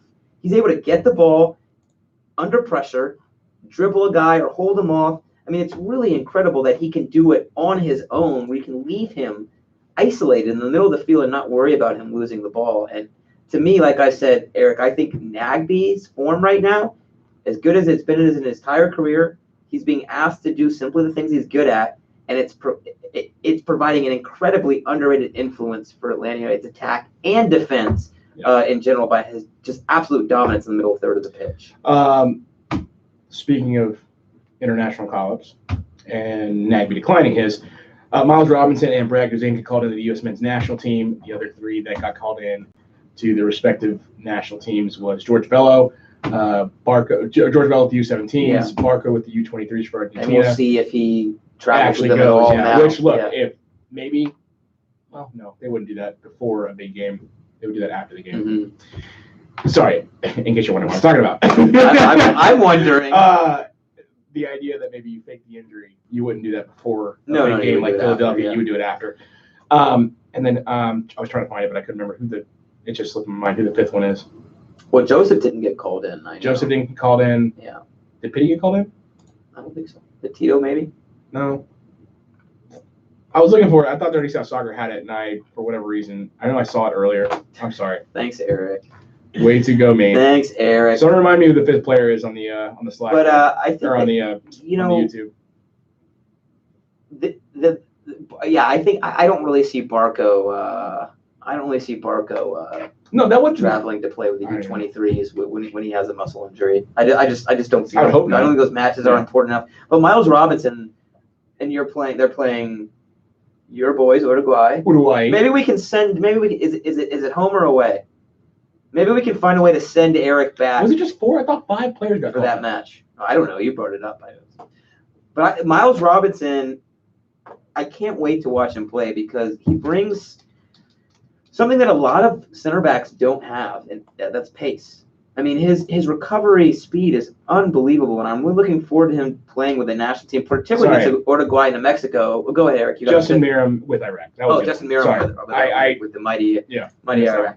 So I think that really when I look at Miles Robinson, you're about to play 2 games for the U.S. men's national team. You're playing attacks with a lot of pace, a lot of technical ability. This is a big match for him to show where he can fit in, I think, with the full national team in big matches going forward because he gives you something that you don't get really from any of the other center halves in the player pool that I can think of. Unbelievable pace and recovery speed. And I think if you're Greg Berhalter, you just have to accept that, if you play a superior opponent and you're about to play 2 of them in Mexico and Uruguay, I want to see how you're going to have a center back that with some recovery speed. So obviously he needs to play well on the ball. He needs to be good positionally, all that. But he provides something that, off the top of my head, no one else in your player pool provides at present, and that's really, really good pace from the center half position. I think it was Taylor Twelman on the broadcast for the U.S. Open kept talking about Miles Robinson, saying that Tata obviously didn't play him all that much in 2017, 2018. The big knock on Miles Robinson was that he wasn't good with the ball at his feet. But in the same comments, he would say that, but this is a Miles Robinson was never beat by Miguel Almiron in practice. So when you think about what that means, look, sure, he might not be good on the ball, but with the U.S. men's national but he's improving on the ball. Oh no, absolutely. I think he hasn't done anything that's you would think. What was that? With the U.S. men's national team, I don't think he's going to be asked to do as much on the ball like that. I think he's going to be asked to do basically maybe even a little less on the ball than he does with Atlanta United. Even if he were to do exactly the same as Atlanta United, I think he'd be fine. I want to see how he matches up defensively with whatever Mexico decides to bring up with Uruguay. I want to see those are 2 top soccer nations. I want to see how he does in those big moments against big competition, against other quick, fast, smart forwards, strikers, players. I want to see how he does. Yeah. I want him to test himself in these 2 matches. And I think he's assuming he plays. I think he's going to play because I mean, I don't know how you don't play. You look at the roster too. You've got John Brooks, Aaron Long, Miles Robinson, Walker Zimmerman. So you have 4 center backs that you're taking. My guess is you're going to start a different pairing each match. I always want the young. If these matches where you're just looking to see what you got, really, I don't want to see like a Brad Guzan in goal. We know what Brad Guzan is. Yeah. We know what he is. We know. I don't want to see Michael Bradley. I know he's not on the team, but I'm just using for the most part, I'm just using it as an example. And this is a team like that for the most part. I'm imagining Guzan is looking at this roster by far the oldest player. Oh, he's there. He's the veteran mentor. I mean, there's no other reason he's there. I guess Tim Ream maybe a little older, but yeah, I mean, it's definitely a young roster. And I'm like I said, when you look at it, I'm expecting Miles Robinson to start one of the 2 matches because you brought 4 center backs. You want to get a look at Miles Robinson. I think you want to get a look at Walker Zimmerman against top competition. And then obviously John Brooks and Aaron Long are 2 guys that have already kind of established themselves. So I think that Aaron Long, Long, John Brooks, the 2 center back pairings for Mexico, and then I would probably see Miles Robinson Robinson going and into Zimmerman. the. I would even see Miles Robinson and maybe a John Brooks in Uruguay. That would be an See what interesting that one pairing looks because like. Brooks is not the fastest, and Right. that's something he's been criticized for. So maybe you put Miles Robinson next to him, and it's almost like what we had in LGP Atlanta with. and- How did you know I was going to say that? Well, with you know, Perez and great Parkhurst. minds, You know, smart you got to minds, get that pairing right. the And, best minds. and the great thing about a player like Miles Robinson is, with the pace that he has, that makes up for the weakness of so many center backs. You can put him next to a real slow guy like a John Brooks, who's a good defender otherwise, and suddenly Brooks's weaknesses are nullified. Well, not nullified, but you have someone that can get back and cover for him. So if Miles Robinson can find his way into this first 11 for U.S. men's national team over the next year or so, I think that the best thing about it is he is going to help nullify some of the issues you already have on your back four. Aside from being a good defender, you can't teach pace, and you have a guy like that can make recovery runs. We've seen. I mean, he chased down. I will never forget him. The first thing I remember Miles Robinson doing was chasing down Carlos Vela in that LAFC game last match, and being like, "What? No way that just happened, you know?" And now it's a routine thing with him. And players like Carlos Vela get in behind a lot against the U.S. men's. That's just how it is. And now you have a player that can make up for the weaknesses of the rest of the back four around him. So I really want to see him play. And if he can do those things you mentioned, Eric, good on the ball, defensively sound, then I think do exactly what you've been doing for Atlanta United, and he will shine. Because his natural traits, I think, suit the national team so well. If he can be consistent with the things that have to be there, completing passes, not giving the ball away, being positionally smart. And he's been pretty good at set pieces, attacking set pieces, getting his head on the ball. So really, really pumped for him. Really, really excited. I like the youth on this team. I'm excited to see what they give you. Yeah. I do not want to see Giazzi Zardes God, no. play a minute in these matches. I can't watch it. I think he's an embarrassment to U.S. soccer. But I think for the first time in a while, and mainly because of the addition of the young faces and the addition of Miles Robinson, U.S. soccer has finally grabbed my attention. And I think it's like 90% Miles Robinson and 10% everything else. But definitely. Because I just haven't been able to. I haven't had fun watching the U.S. men's national team. I watch the U.S. men's national team, and it's just it's dreadful. 90 minutes of me complaining about this team. And Giazzi. No, it's awful. I mean, it makes you. The worst part is you're just like, man, especially like we're American and we love soccer, and then it's like, wow, this system that we love is broken when you watch what comes through with the national team. But I am much more optimistic going forward because I thought that U20 team played some really, really great football over the summer. And you look at some of these guys just now starting to come into the fold. I'm a big fan of Serginho Dest, who I think is a really good right back. You talk about guys with pace. That's a guy who brings pace from Ajax. Obviously, you've got Josh Sargent in the team now, which is going to be big. I love Paxton Pomykal for FC Dallas. I think top young player. So, I mean, certainly you've brought in I think you're starting to see hopefully a new core of players come through over the next couple of years that are just now reaching the age where they can play first team full-on professional football. And hopefully you'll see some of these guys start to step up because certainly the player pool over the last 3 or 4 years ago has even for U.S. men's national team standards has been pretty barren. Timmy Chandler. That's the name I always remember. I'm like, what a buffoon of a player. Right. I mean, that was one. Right. We've got Timothy Chandler. I mean, you can go through a lot of guys, obviously, but I mean, look. I mean, sorry. I was just thinking about that for a second. It showed it. Yeah. It's just weird, but it just it shows in the results. When you look at the youth national team result prior to these last couple of U20 and U17 World Cups, you saw U.S. fail to qualify for the Olympics 2 times, 2 editions in a row, and saw the youth national team struggle. So what you've seen from the last 4 years from the U.S. men's national team is not surprising because we've seen these players rise through the ranks and struggle. And now you're seeing hopefully a new group come through that can take the program back to at least where it was, in 2010. So we'll see. I mean, it's a long way away. Like you said, Eric, I just get pissed whenever I watch them play. And when I heard Nagby turn down call-ups, I said, good for you. But I am very excited to watch Miles Robinson play, and I hope that he can show out and get himself into the player pool more consistently. Same here. Last thing before we wrap it up, and I'll let you decide if you want to talk about this. Cool. Do you want to talk about the haters? Which it's very broad. The bow tie haters. Are you talking about D-Led?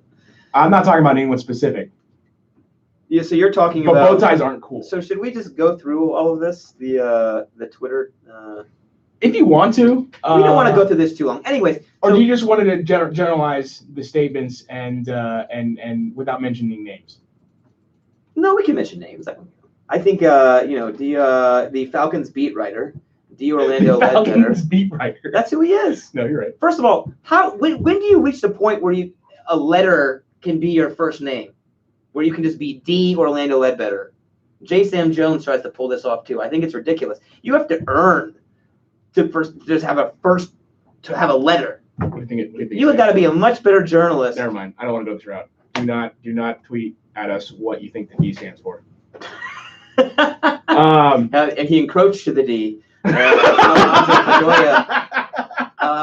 Anyways, so basically, I don't know if he quote tweeted or something about after the U.S. Open Cup final and said something to the degree of I don't care about minor league soccer or something like that. But the thing is that he should have been just upfront about everything. He doesn't care about soccer, minor league, major league, whatever. Yeah, he doesn't care about soccer. That's so cool. I'm ignoring the hell out of him and everyone else that ignoring the comments because I didn't do a good job of that. I know other people that are kind of on that same kind of with that same kind of mentality that I'm good friends with here at the radio station. And I don't really harbor ill will against them or anything like that because of what they said. It's their opinion. I don't agree with it, but that's just I'm not going to get upset about it because I know that they don't care about the sport itself. So if they don't care, why am I going to? You're right. Why am I going to give them the attention? You're right. That they matter to the people that do like the sport. And if you look at because they don't. If you look at his Twitter timeline, he has by far the most engagement. After Atlanta United, I mean, that's the one thing you've learned with Atlanta United. With Atlanta United specifically is you don't want to be outside the club and say something bad about the sport, the team, and the culture that is Atlanta United. You're absolutely right. And look, I usually don't take debate on these. This one pissed me off. Here's why it pissed me off. I don't care that if you don't care about soccer, that's fine. If you that's where I left it. Even if you don't want to put Atlanta United's trophy on the same plane as a Falcons or a potential Hawks or a potential Braves championship, I'm fine with that too. What I don't like is people calling MLS minor league. I think there's a real problem. Americans do a very poor job of looking globally and seeing outside of their bubbles. And the reality is, especially in sports, the NFL is played in one country in the world. Legitimate. There is and one. No one else cares. Yeah, I mean, maybe a few people care. Maybe a few people care, right? Major League Baseball is very popular in the Americas and in Japan. Hockey is in Canada, and there are a few people in the U.S. that are into it, and it's in Russia. Those are either regional countries or American sports. Yeah. Soccer is played all over the world. There are legitimate professional leagues, multiple tiers. I mean, countless. So many that you might have a league like MLS that might be considered a second or third tier league, but Joseph Martinez is a class player that could still play in Europe. There are way more good soccer players than there are American football players in any other sport in the world for that matter.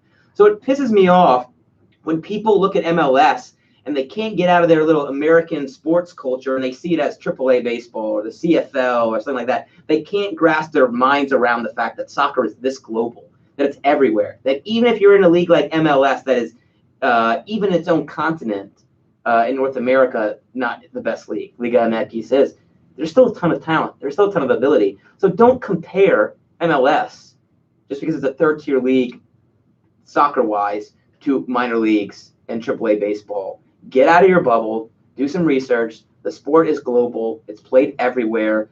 Easily the highest participation rate of any sport in the world.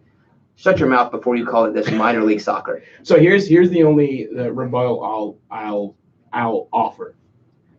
And if anyone wants to tweet this out and take it upon themselves, because I'm not going to do it. I like the people that I know personally that have said stuff like that. I don't like hate them because of No, what of course, said. I know. I'm friends with lots of stupid people. It's fine. I'm not even going to call them stupid. I don't agree with them, but whatever. I'm not going to all of a sudden be like, oh, we're no longer friends because you don't like soccer. That's not how I work. Just tell them they're stupid. I get called stupid all the time. But I will say that sports are about entertainment, and right now the only team that is offering the best version of that entertainment is Atlanta United. More so than the Falcons, more so than the Braves, more so than the Hawks. And if that's what it's about, you can't consider Atlanta United and what they're doing. Now, maybe the league as a whole, I will let you have your opinion. But you can't consider what Atlanta United is doing for the sports culture within that soccer bubble anything less than the greatest the city has right now. And you have to realize that there are a ton of people that live in the city of Atlanta that are huge soccer fans that just they're not inside the Falcons bubble necessarily, the Hawks bubble or the Falcons bubble. There are a ton of people that don't fit into those groups. A lot of them are not from Atlanta. I mean, you've got a large immigrant population here. So just to poo-poo at the way you see some people do in the media, to me, it's just insecurity. I mean, that's what it comes off as to me. And I would say that, like you said, Eric, it's not a big deal. But I don't like people looking down on MLS as a league in the sense that it is the minors. It's not. Soccer is not the same as the sports people are comparing it to. And Chris Lombardi in the YouTube chat said that he took it more as a dig as I took it as minor league football compared to American football, not MLS as minor league itself. I think he actually goes down to double down on it being minor, MLS. On it not being a good league. And whatever, it's not a big deal. It's really dumb because AJC, I mean, newspapers ain't doing great, and I love how that's like the dig, like that's why I'm a subscriber to the Athletic and not the AJC. But that's so funny. Yeah, like that's what D-Led said is not the reason that the AJC doesn't have the subscribers it has. But the AJC does clearly commit a ton of resources to Doug Robertson, who does a great job covering Atlanta United. And they really look the city itself. Let's put it the Athletic, AJC. They don't consider Atlanta United a minor league sport. Minor league anything. So you wonder why if they did, they wouldn't be giving Atlanta United, adding those resources to their staff. Yeah. And giving sending Doug Robertson to every away match. Yes. As he likes to tell us every third tweet that he puts up. I just don't understand why he did it.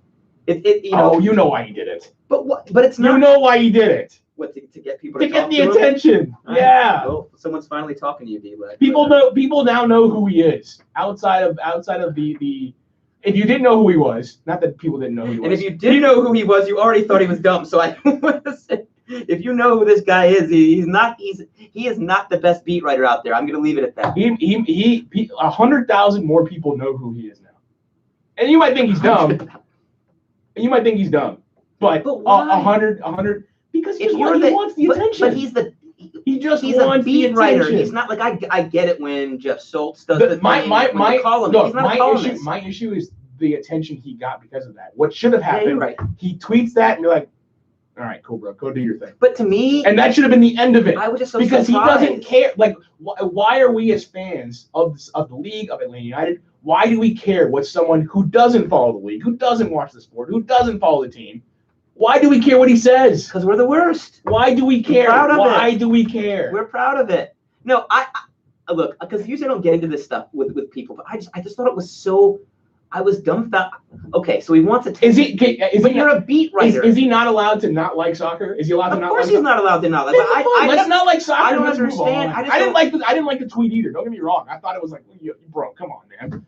But at the same time, I'm like, all right, well, I'm going to move on. I'm going to move on to the rest of my day because you don't see hard news beat writers tweeting stuff out, crapping on the local team. Unless you want the attention. But unless you know what's going to happen. You must really suck at getting attention if you cover the freaking Falcons. I mean, I just look, because this happens like every other week, and I think people overreact because the time this happened in the past, it was, I remember everyone jumped all over Jeff Schultz for a column he had. Another person that doesn't follow the league. But Jeff Schultz is a columnist. He's paid to give his opinion, so it makes more sense for him to do something like that. It doesn't make any sense at all for the Falcons beat writer to come. It doesn't make sense. Like it's gonna hurt your subscriber base. It's gonna. I mean, what I would love. It was so weird. Here's the deal. What I would love to see. It would be kind of petty, but what would be funny is he usually gets the first question at Falcons anything. Yeah, it's usually a terrible question. Usually gets the first question. It would be funny. Dan Quinn, Arthur Blank. They don't have to say anything, but just start going to someone else first. Do it. It would be funny if that just started happening. Whoever the Falcoholic reporter is, go to him. I would laugh if all of a sudden D-Led wasn't given the first question. They give it to him because he is the beat reporter. It's the same reason Doug gets the first question because there is one guy in the city of Atlanta that is given the job to follow that. Absolutely. Yeah. Same with Doug. Doug is usually just takes it upon himself, but I think everyone is of the understanding that he just goes first, and no one's mad at that. It's whatever. It's part of his job. He's earned that. He's getting. You're right. I would assume he's getting paid more than anyone else that follows the team, based off just the nature of his job. He's getting paid more than anyone else, so let him do his job. Yeah. Next will probably be Felipe, but no one that works for us. Well, a lot hard work and low pay for. I don't know. I just assume. I don't know anything like that. I just assume. I don't like to talk about people's money, so. Okay. Whatever. I don't know. I would say, look, the next time this happens, and I know that people are still going to freak out, and that's fine. But because as much as I'm saying don't do this, you're still entitled to your opinion, and you're entitled to react the way you want to react. But if it's someone that doesn't follow the sport, doesn't care about the sport, gives no attention to the team, you shouldn't care what he says. You shouldn't care what his opinion about something he doesn't care about. I don't know why this one just triggered me so much more than the I don't care about tennis. Times this happened. I don't care about tennis at all. I just happen to say tennis because it's on the thing. It's on the TV. Television. Yeah. Christ. If I said what he should have tweeted out to begin with, it was stupid and petty. He doesn't care because he's just doing it for the attention. But why would anyone that follows tennis, cares about tennis, loves tennis, care about what I have to say about tennis?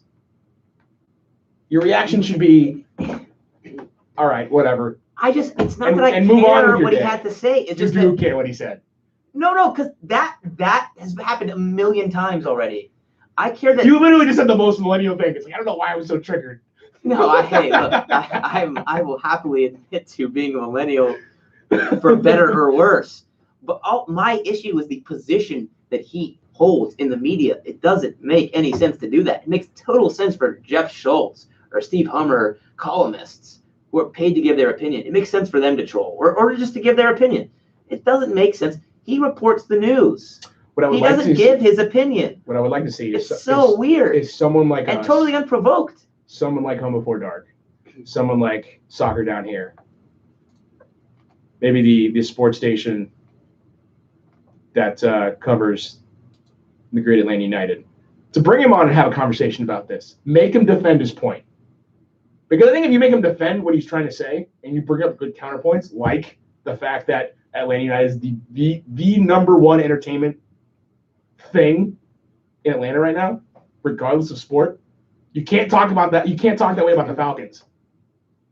Because as much as everyone loves the Falcons, as much as NFL reigns here, sure, the money might go there, but in terms of entertainment value, it's a funeral every time you go to the Falcons game. Almost every single person has told me I've had the most fun at a live sporting event, Atlanta United. In the last, consistently. You cannot deny that. You bring that up, all of a sudden you force him to defend his position. Well, maybe someone have the testicular fortitude to bring him on. Maybe it's just this insecurity thing, man. Like I said, it makes no sense. I say someone have the testicular fortitude, and yet we're probably. You know what? I know what we're pissed me probably off. not going to. I know what pissed me off. I'm so. So American we football, also do not have the testicular fortitude to do it. Oh, we could bring him on. I mean, I don't want to do I mean, I'm not too interested in what he has to say. But I think that's more the reason I don't want to do it because whatever he says, I'm like, all right, well, cool. That's your opinion. It's football season, and these football people are coming out of the woods that just think this is the best sport in the world, even though people getting their brains bashed in, and it's not popular in any other country in the world. And so that's what pissed me off. I think is this whole BS, masculinity thing surrounding American tackle football. There is, so in terms of entertainment value, Atlanta United might be king right now. In terms of relevance, the D-led tweets, sorry, not the tweets, but really what he's trying to say is that the relevance that Atlanta United has in the sports world in Atlanta is not the highest. Well, if he had phrased that properly, that is a fact. If he had written that properly, as a journalist might, then I would say, okay, well, that's a nice little nuanced opinion. Instead, he gives you a crap hot take about what real football is. Go to any other country in the world, and why don't you ask them what real football is and see what they say. Anyways, whatever. We've talked this to death. You made me really angry again just talking about this. Real football is not. No, I'm sorry. Elliot Beeman says that it needs to be D-Led and Jason Longshore. No, that debate would be too civil.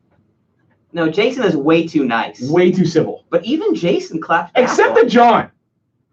John, you need to fire back, bro. John Nelson, you need to fire back. Don't let Jason walk all over, my friend. Fire back every now and then. Oh, fire back at Jason. Yeah. Oh, yeah, never. Yeah, right.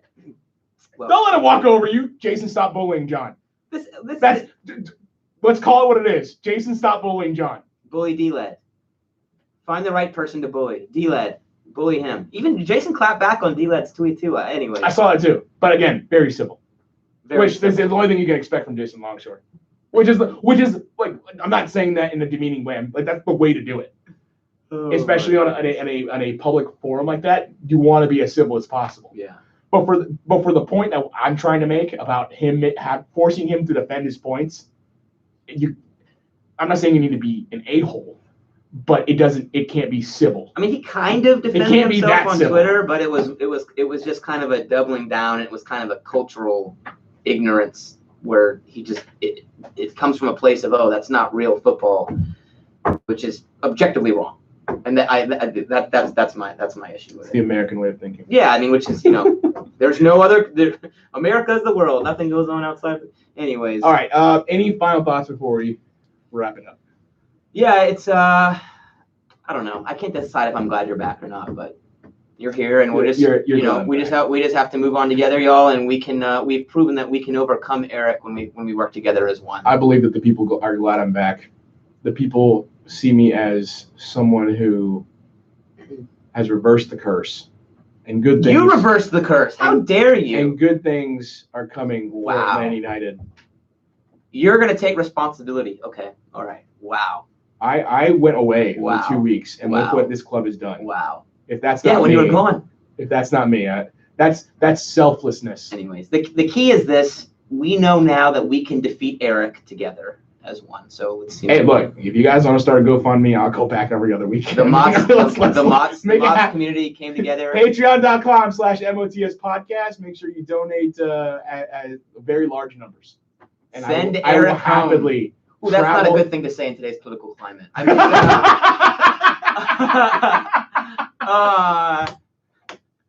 mean, anyways, send him back.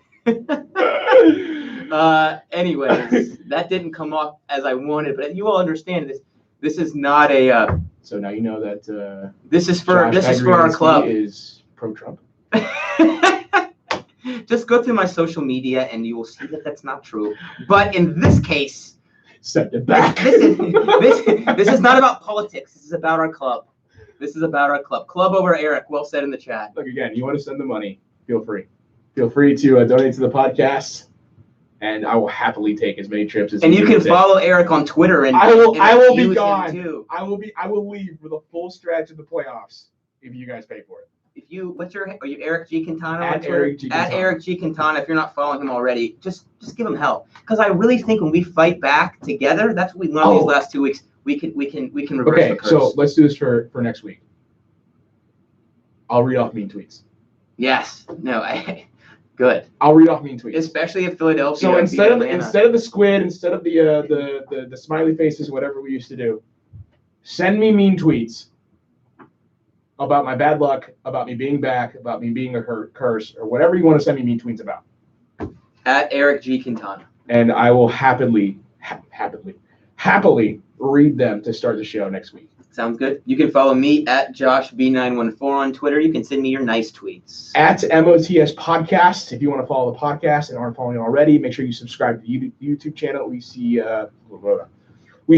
all the YouTube. Come on, let's finish up, Eric. You got this. Almost man. done. You got this. We stream all the podcasts on YouTube. So if you're not watching us, make sure you're subscribing on YouTube on the channel so that you can get the updates and find out when we are going live. We also tweet out a bit beforehand to give you enough a good head start to what's going on later that night. Again, we await to see what LA United does against Philadelphia Union. Big match this weekend. I will be at a birthday party, so I don't know if I will be watching, which I don't know if that's good or bad for. I'm doubling up with the fantasy football draft, so There you go. Everyone in that draft is going to be really pissed off. I'm for sure going to be sneaking away and like catching. We both plan to pay absolutely no attention. No, that's not what I said. Whose birthday party is it? It's a friend of mine. Oh, a friend? Okay. All right. Enjoy yourself. Close personal friend. Oh, it's a grown-up though. It's not like a kid. Oh no. So you can separate. This is, So you can separate yourself. Oh yeah, I'll have a few beers. I just might not be tweeting or anything like that. Well, y'all can tweet at Eric and just he'll never come back to Mean Twitter. tweets. Or come back at all. Make sure you're checking out the radio show every Wednesday, 7 p.m. Atlanta Sports X, 106.3 FM, 103.7 FM. Either one of those channels, 7 p.m. on Wednesday. You can listen to me, sometimes Josh, sometimes Sam, sometimes all of us together. But always you. Always me. Eric. Unless I'm in Uruguay. Oh, yeah, that's right. All right. That does it for us. Until next time. See you later, Atlanta. Oh, thanks, y'all. Have a great night. You guys are troopers. Thanks. Wow, everyone held on, too. The best of the best. Take it easy, guys. Thanks, y'all. Good night. I'll cut my hair, Jenna.